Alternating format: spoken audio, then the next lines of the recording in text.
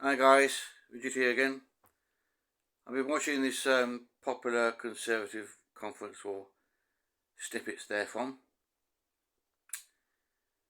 and it's quite interesting. Now, from my understanding of the Nazis, they had a tendency to make statements about their opponents doing harm in some way, usually unspecified harm, which they themselves, the accusers, were doing. And the intention is to put the public off the scent. So any ignorant people would think naturally, one assumes, that the people making that accusation can't be doing the same thing themselves, can they? Surely, who would be that nasty? Who would lie that much? So the technique, this linguistic technique of deceiving people, is to assume you're kind of speaking the truth in some way, as if you're honest, but you just tell an outright lie. Paint the same picture of the things you're doing yourself. And I'm not calling Liz Truss a Nazi as such, but given her statements about the various institutions of this country being infiltrated by left-wing people and opposing left-wing judges and so forth, where there's clear evidence of the opposite being true, of BBC in particular being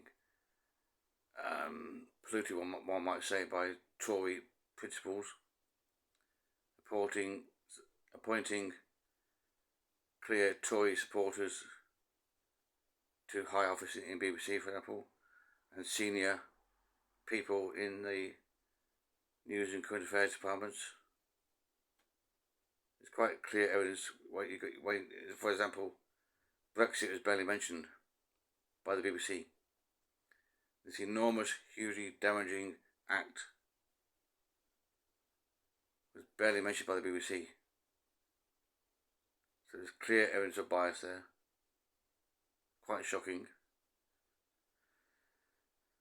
But if you look to the source of it, you can see some of these so-called interviewers there's this Newsnight case with the original Brexit people.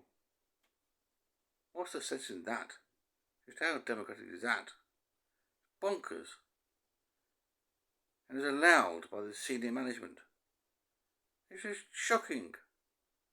There's no way you can get a balanced point of view for an audience an audience selected for one particular voting practice. It's just insane. But to a large extent, they got away with it. I'm not blaming the BBC as such, but more the kind of ethos of the people in charge who make these appointments. It's really, really sinister. Very, very dangerous. Especially they lie about the very things they're doing themselves. Now, when I say lie, Liz Truss may be lying to herself. She may well believe that what she's saying. But that's delusion, and that's dangerous. Whatever she's doing is dangerous. Her reasons and motives I'm not sure of, but her actions are dangerous. And she can sue me if she wants. She's got the money and the means, I haven't. But the evidence is there. Clear evidence. How do you define left wing? Again, another vague technique, vague words.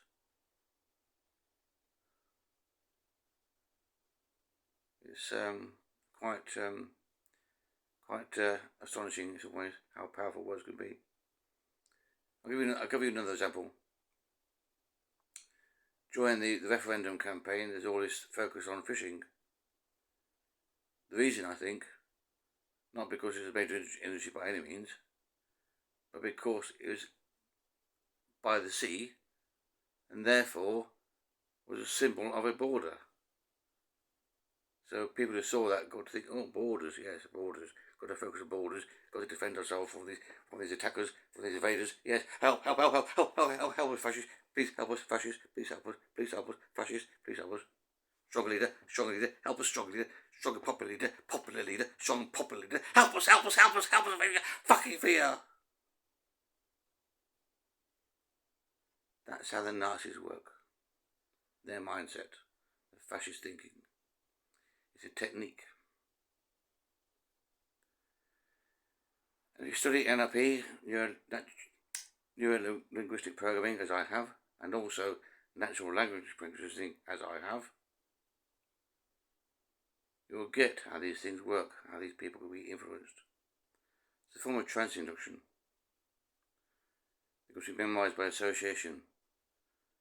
So we see images of fishing boats by the sea, and we hear people speak about borders, and hear about, threats, unspecified threats.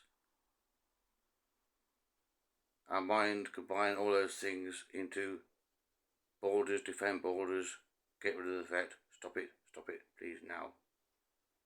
And the consequence, because it's evil, fascist government, in my view,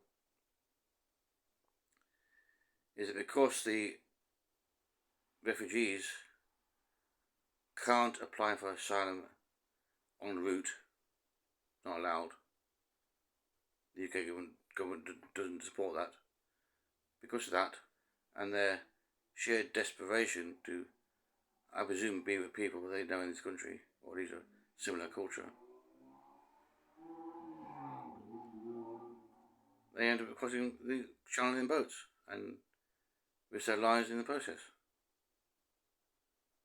They end up being in a bottleneck because there's not enough people to process the influx.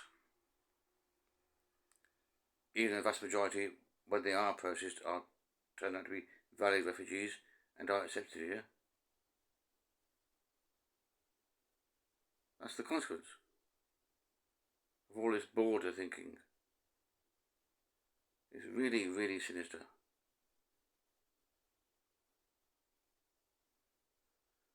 So yeah, the title of this video is Popular Fascism for a Reason.